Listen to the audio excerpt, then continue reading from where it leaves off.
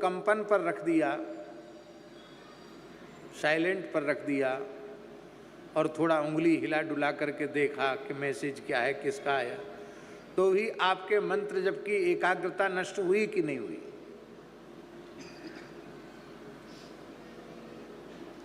आज इस मोबाइल के कारण अनुष्ठान भी सफल नहीं हो रहे हैं। मंदिर के भीतर सबका प्रवेश नहीं होना चाहिए, मंदिर की मर्यादा रहनी चाहिए, यही शास्त्रीय व्यवस्था है, पर मोबाइल भीतर जा रहा है। धन्य है, कितनी तपस्या की हुई होगी मोबाइल ने। शौचालय से लेकर मंदिर तक जा रहा है। अभी एक सप्ताह पहले हमको मालूम पड़ा कि लोग शौचालय में भी, बाथरूम में भी मोबाइल लेके जाते हैं। हमारे ही एक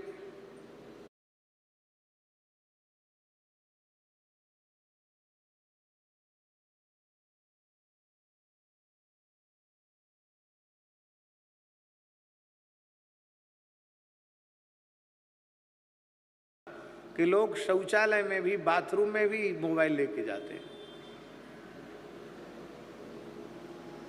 हमारे ही एक संत हैं अनुराग दास जी, उन्होंने बताया कि महाराज जी मोबाइल बाथरूम में लेके जाते। मैं कि नहीं, बाथरूम में तो क्या कम, अरे नहीं आपको पता नहीं। मुझे तो पहली बार सुन रहे हम, बाथरूम में क्या जरूरत पड़ गई मोबाइल की?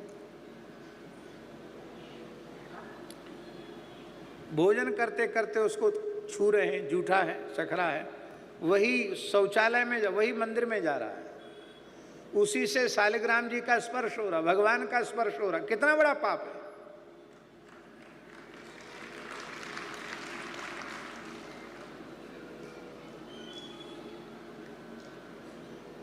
ये ताली बजाने के लिए हम नहीं बोल रहे हैं ना, हम ताली पसंद करते हैं, बाकी हम निवेदन कर रहे हैं, ये हृदय की पीड़ा कह रहे हैं।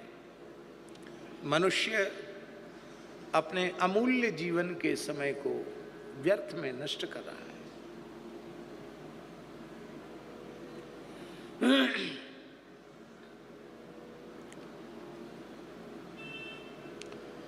आपकी 100 वर्ष की आयु मान लो है, आप 100 वर्ष तक जिए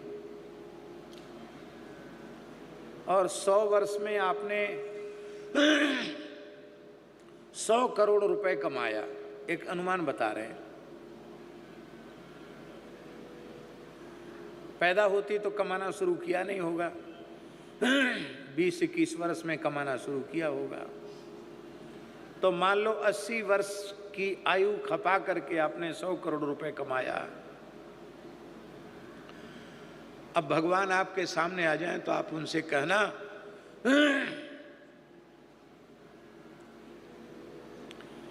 कि हम जितना जी चुके हैं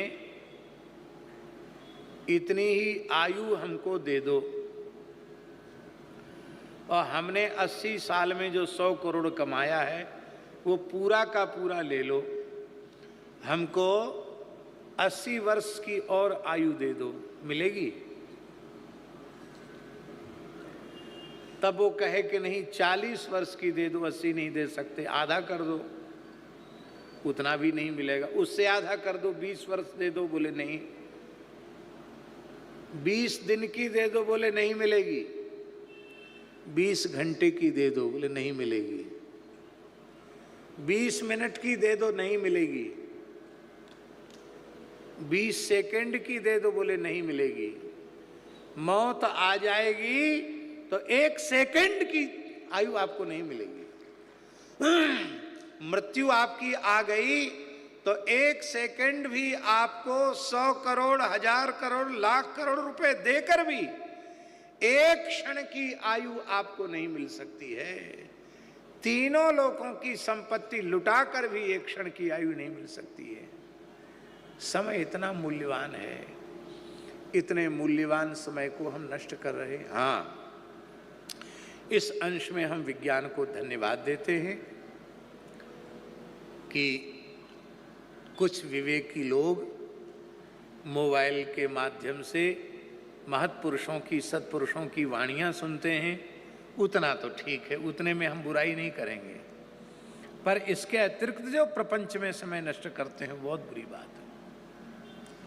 हमारे वृंदावन में एक बहुत अच्छे संत हैं, राधा वल्लभ संप्रदाय के पूज्य श्री प्रेमानंद बाबा।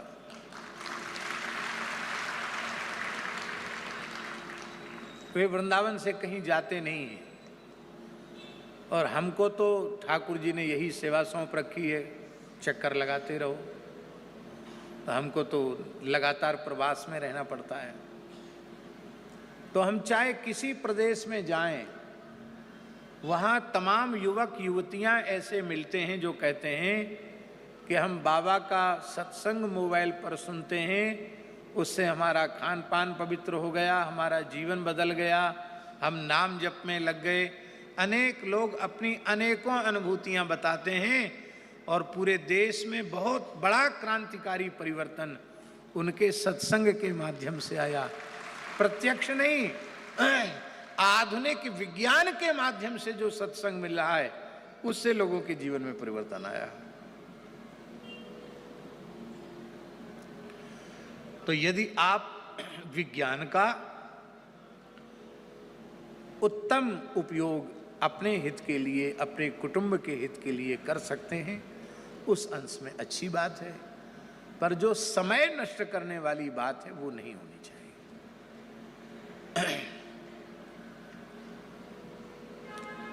कुटुंब के भरण पोषण में सारा समय नष्ट हो गया।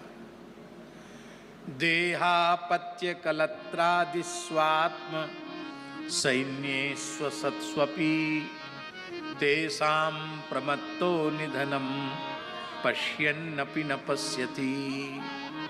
शरीर, संतान, पत्नी आदि जितनी भी वस्तुएं हैं वे सब नाशवान हैं, पर उनको भोगने में मनुष्य इतना मतवाला हो जाता है, निधनम पश्यन्नपि न पश्यति।